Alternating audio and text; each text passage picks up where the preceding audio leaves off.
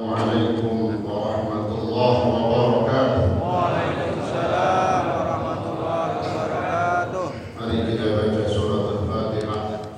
Kita hadiahkan kepada guru-guru kita, orang tua kita, keluarga kita, sahabat famili kita, juga para jamaah kita yang telah berpulang ke rahmatullah, khususnya yang telah mewakafkan masjid ini dan para donatur yang telah dipanggil oleh Allah Subhanahu wa Ta'ala agar Allah senantiasa mencurahkan rahmat dan maghfirahnya.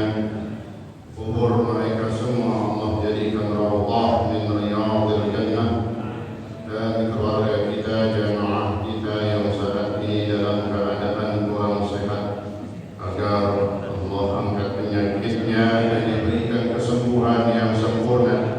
Juga kita yang hadir pada pagi hari ini senantiasa Allah berikan taufik dan hidayahnya. Allah jaga kesehatan kita, Allah berikan keberkahan di dalam hidup kita. Ala hadhihi niyyah wa khususan li muallif hadzal kitab wa ala man wassalahu as-salih wa ila hadratin nabiyyil mustafa rasulillah Muhammadin sallallahu alaihi wasallam. Al-Fatihah. A'udzu billahi minasyaitonir rajim. Bismillahirrahmanirrahim. Alhamdulillahi rabbil alamin. Arrahmanir rahim. Maliki yaumiddin. Iyyaka na'budu wa iyyaka nasta'in. Ihdinas siratal mustaqim.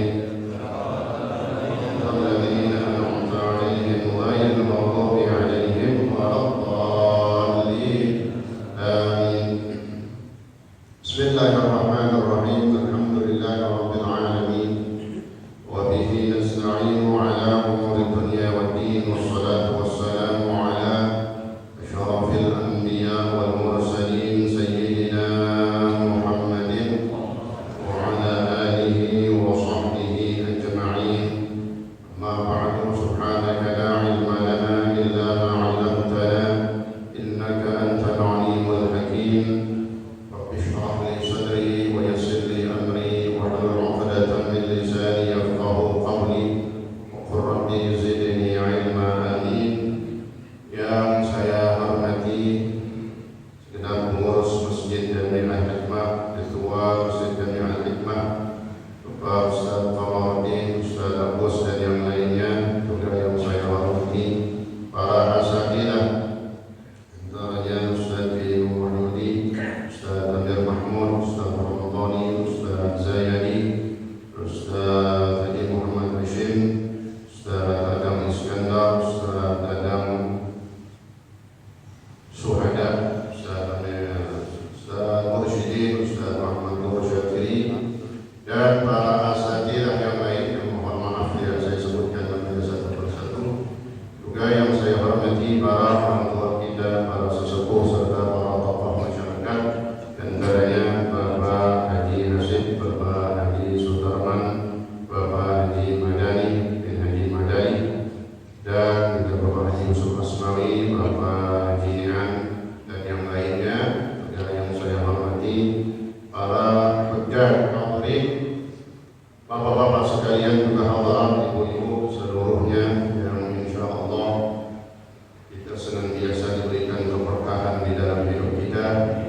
Wabil khusus kita diberikan keberkahan di bulan Ramadan sesuai dengan doa yang senantiasa kita panjatkan. Allahumma barik Allahumma lana fi syahri Ramadan. Ya Allah, berikanlah keberkahan kepada kami di bulan Ramadan. Apa maknanya minta berkah di bulan Ramadan? Mengisi, menghidupkan bulan Ramadan dengan berbagai macam ibadah dan kebaikan, termasuk duduknya kita di majelis ilmu. Di pagi hari ini kita berada di hari yang ke-28. Tidak terasa, mudah-mudahan terus kita isi Ramadan kita pagi harinya dan seterusnya dengan kebaikan, apalagi duduknya kita di majelis ilmu. Mudah-mudahan ini yang menjadi tanda Allah berikan keberkahan kita di bulan Ramadan ini, ya Rabbal Alamin. Mari kita lanjutkan pelajaran kita dalam kitab Al-Itqan fi Ulumil Quran. A'udzu billahi minasyaitonir rajim. Bismillah. الله الرحمن الرحيم. قال الشيخ المؤلف رحمه الله تعالى به وأدام النفع به وبعلومه وبإبصاره في دارين آمين. مسألة يستحب الوضوء لقراءة القرآن لأنه أفضل الأذكار، وقد كان صلى الله عليه وسلم يقرأ أن يذكر الله إلا على طهر كما ثبت في الحديث. قال إمام الحرمين: ولا تكره القراءة للمحدث لأنه صح أن النبي صلى الله عليه وسلم كان يقرأ مع الحدث. قال في شرح المهذب: وإذا كان يقرأ فعارضت عليه ريح أمسك عن القراءة حتى يستقيم فروجها، وأما الجنوب والحائض فتحرم عليهما القراءة. نعم، يجوز لهما النظر في المصحف وإمراره على القلب، وأما متنجس الفم فتكره له القراءة وقيل تحرم كمس المصحف باليد النجسة إلى آخره، والله تعالى أعلم بالصواب. Hadirin hadirat sekalian, kita masuk di dalam poin-poin ataupun penjelasan yang menjelaskan tentang adab kita terhadap Al-Quran, yang mana ini menjadi keseharian dalam bacaan kita. InsyaAllah bukan saja Ramadan kita baca Al-Quran, selesai Ramadan tiap hari kita baca Al-Quran, dan bisa banyak, minimal ada setiap hari kita membaca Al-Quran. Apa di antaranya? Yustahabbu al-wudu'u li qira'atil Quran. Disunnahkan, dianjurkan. Anjurannya ini sifatnya sunnah, berarti berpahala dan itu paling afdal. Ketika dia melakukan satu kesunahan, maka dia telah melakukan sesuatu yang paling afdal, karena sunnah itu adalah jalannya Rasulullah. Ketika kita melakukan sunnah apa saja, itulah sunnah. Apa sunnah itu? Pekerjaannya Rasulullah. Apa di antaranya? Orang yang membaca Al-Quran yustahabbu al-wudu', disunnahkan untuk memiliki wudu, punya wudu, liqira'atil Quran, untuk membaca Al-Quran. Jadi disunahkan kita dalam keadaan punya wudu, ada wudu kita, belum batal kita. Itu yang paling bagus, ya. Qira'ah. Apa makna qira'ah di sini? Qira'ah, sebagaimana saya sampaikan, ketika mengartikan qira'ah Al-Quran, membaca, yaitu melafazkan. Membaca itu artinya melafazkan kalimat-kalimat ayat-ayat Al-Quran dari mulut kita. Kita lafazin itu Al-Quran, namanya membaca, qira'ah. Baik bil ghaib atau bil nazar, baik dengan kehafalan kita. Kalau kita hafal, biasanya kita nggak pakai megang lagi, ya. Kita kan hafiz semua. Hafiz. Biarkan kita kuliah sama guru. Hafizul kuliah sama hafizul guru. Hafal kan? Hafal. Itu namanya baca.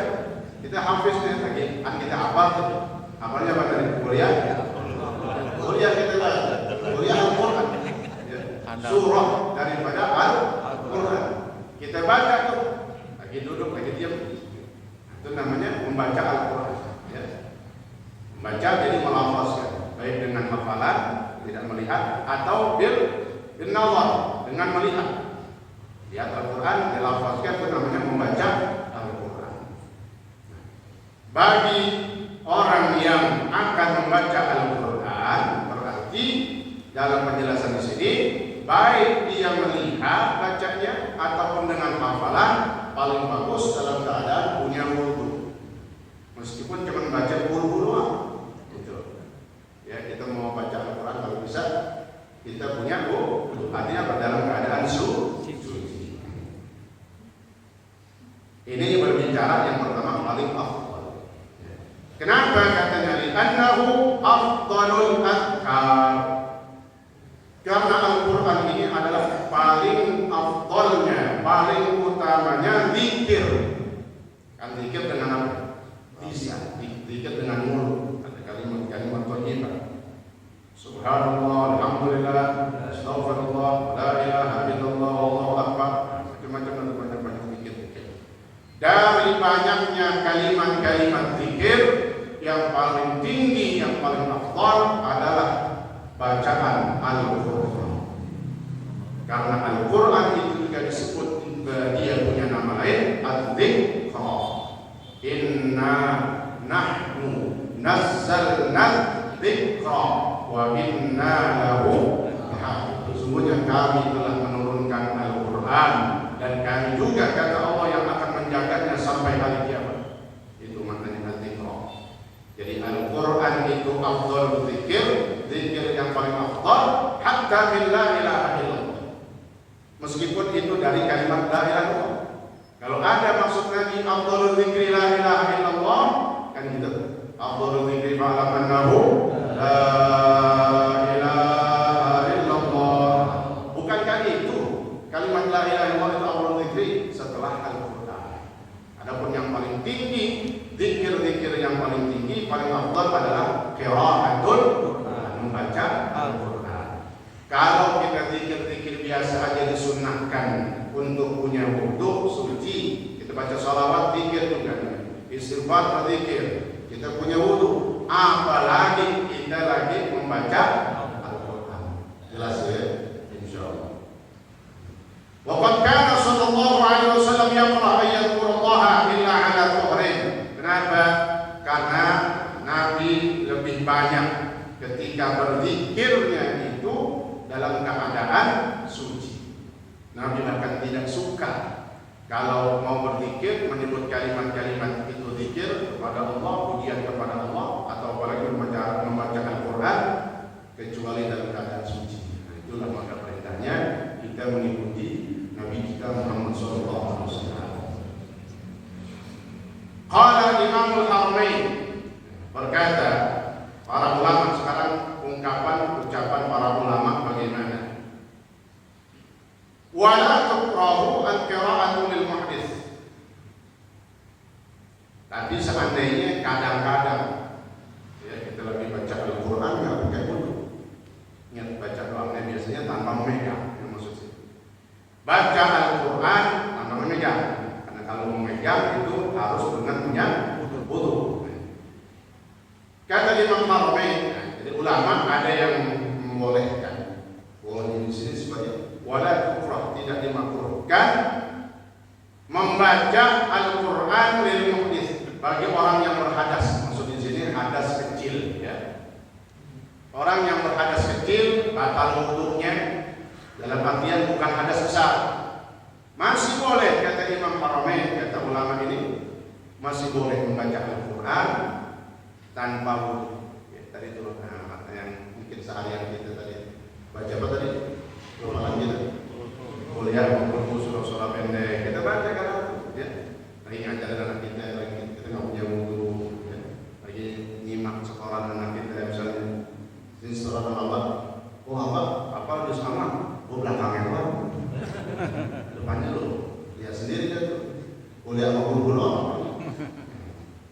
Satu saat kita baca Al-Quran tanpa menyentuh dalam keadaan berhadas kecil, boleh ya. Satu saat ini jarang-jarang. Kenapa? Katanya annahu sahha anna an-nabiy sallallahu alaihi wasallam kana yaqra ma'al hadas. Kok ini ulama bolehin. Katanya tadi Nabi dikatakan sama sahabat enggak suka kalau membaca Al-Quran, berzikir, apalagi membaca Al-Quran kecuali dalam keadaan suci.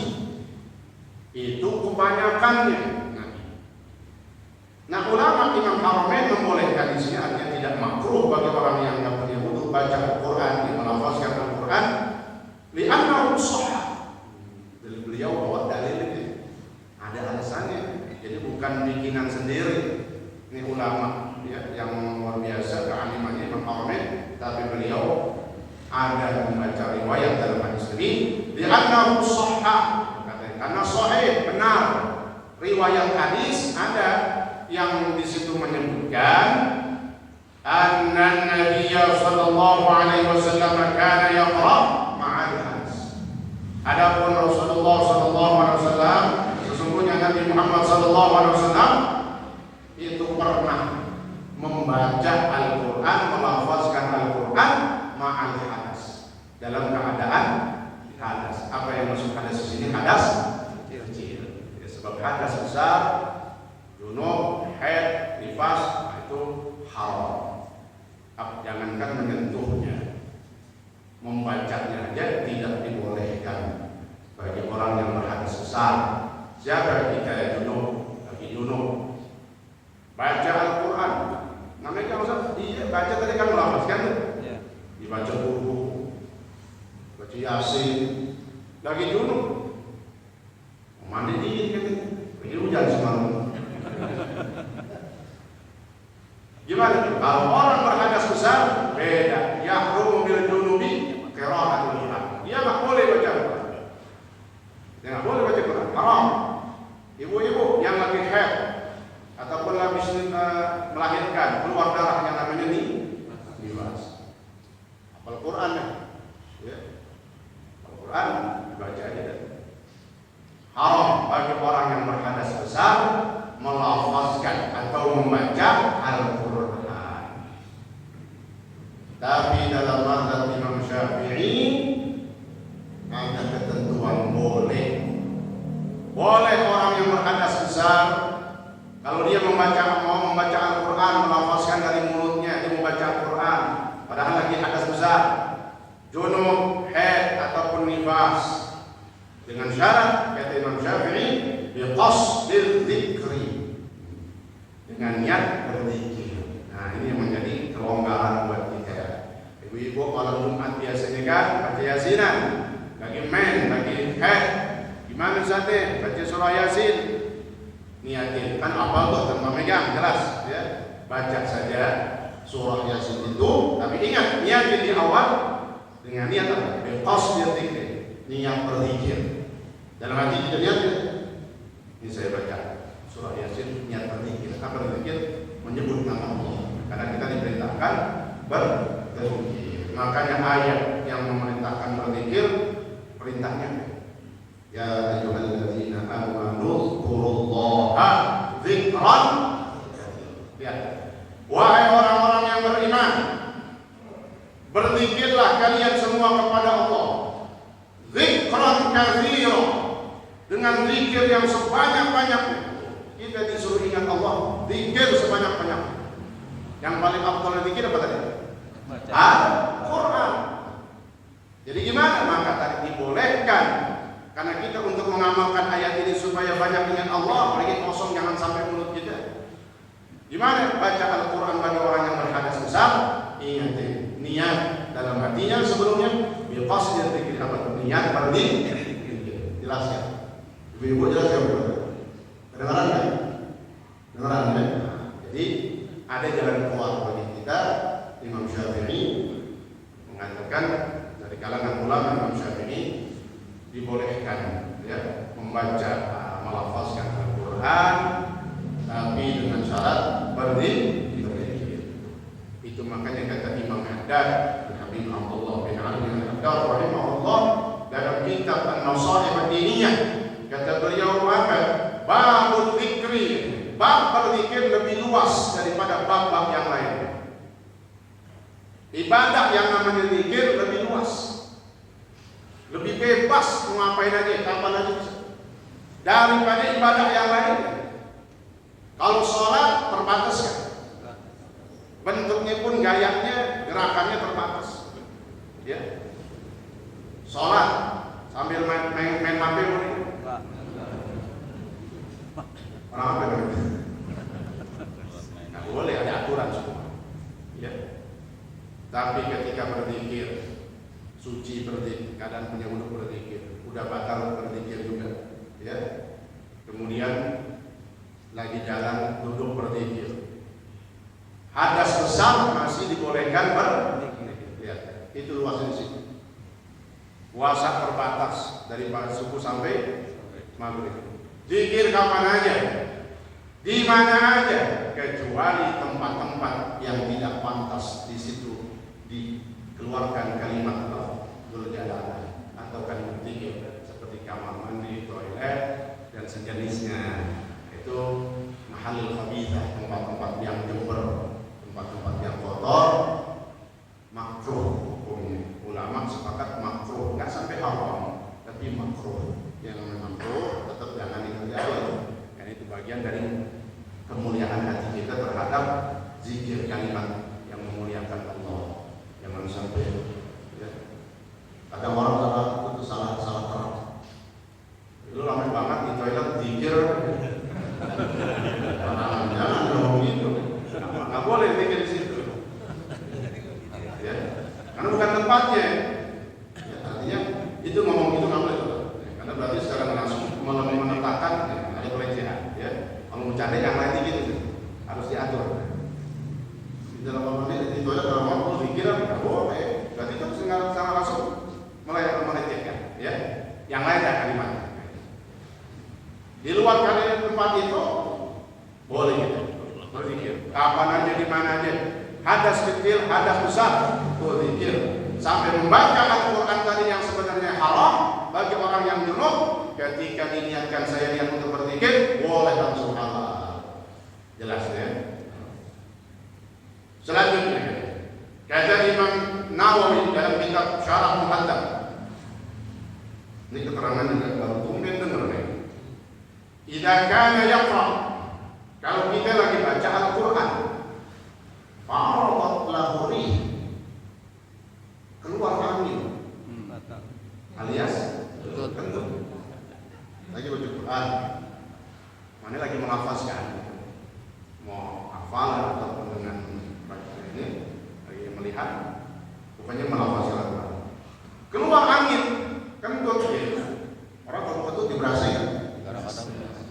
Normal masih berasa ya. Ya nggak normal tuh. Kentut di mana aja nggak normal aja. Gua tahu kentut. Dor namanya itu ya dor. Kalau fa'aradah terasa dia akan keluar angin, dikasih jalan. Kalau ditahan kelompok perut. Tahan kalau yang bisa, ya, bisa masuk angin kerokin. Keluar apa tadi? Tapi gimana kan? Amsaka 'anil qira'ah. Kalau angin lagi mau keluar, diam dulu. Jangan baru angin keluar sambil baca Al-Quran. Itu adabnya. Subhanallah. Kenapa sih Al-Quran itu kalam Allah? Ya, mudah-mudahan di sini nggak ada ya. Kentut keluar, bacaan jalan terus, nggak ada insyaallah. Diam aja tangan nggak usah. Ini seandainya kadang-kadang, gimana artinya? Nah dari keterangan ini kata ulama boleh. Gimana kalau lagi baca Quran? Ya keluar. Tapi ingat, kasih dia jalan dulu, steril, sampai mulut diem. Hormati apa? Hormati apa ini? Bukan hormati kentutnya, bukan. Hormati kalam Allah. Kita lagi melafazkan kalam yang mulia, firman Allah. Jangan dipenuhi sama hadas. Jelas ya? Wah, merasa diam aja. Kalau saya kentut, batal kan? Masih boleh nggak baca Quran? Tadi masih boleh ya? Masih boleh. Karena sebatas hadas kecil. Hatta yastaqima khurujuha, sampai benar-benar pol. Apa itu kata orang tahu? Tiris. Udah nggak ada sisinya lagi, ini udah habis tadi. Tekan aja makanya dah, habisin. Dia sampingnya ada orang menjaga. Kena aja. Yang antar duduk keluar lagi. Sampai keluar, benar-benar ya, habis. Jadi lihat, sampai begitu ulama ya, mengajarkan kepada kita adab kepada Al-Quran. Kemudian Muhammad junub wal haid. Itu tadi keterangannya. Adapun orang yang berhadas besar seperti junub dan juga haid, ya, fatahrumu alaihima al-qira'ah, maka haram baginya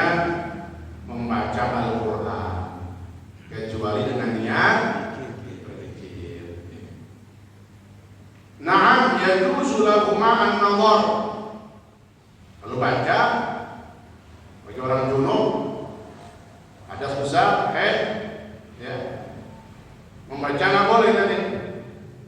Ya, boleh baginya kalau sekedar melihat. Lihat Quran, baca kan nggak boleh itu asal hukumnya nih ya. Asal hukumnya bagi orang hadas besar tidak boleh. Boleh kalau dia lihat Quran, lihat Quran pas lagi tengahan itu bete mana ya. Karena memegang kan nggak bisa orang yang hadas besar, nggak boleh menyentuhnya. Jadi lihat Quran boleh. Wa imraruhu ala qalbi. Ini orang yang hadas besar kebete mana ya, atau kebete. Kebete begitu kapan begitu. Baca hadas besar boleh melihat Al-Quran, kemudian bacanya dalam hati. Ini seandainya nggak mau pakai melafazkan Al-Quran, dibaca Al-Quran juga. Apalagi Ramadan kan targetnya udah mau hatam. Lihat kita lagi tanggal 28 nih, masih 15 terus. Itu bukan jamaah alimah, karena jamaah alimah insya Allah ntar sore mau hatam